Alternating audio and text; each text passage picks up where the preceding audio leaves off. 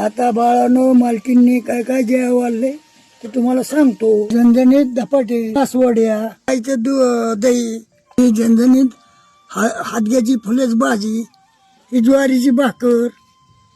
बाळानो तुम्हाला कसं जेवण वाटले ते कमेंट मध्ये सांगा. या बाळानो जेवायला आजोबा बोलतात रामकृष्ण हरी.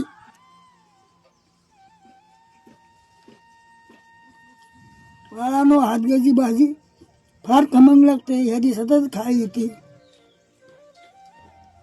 मालकीनबाई फुलं आणि मासवड्या फार भारी झाल्या. पट बी खाऊन बघा दह्यासमोर, किती भारी झाले धपाटे.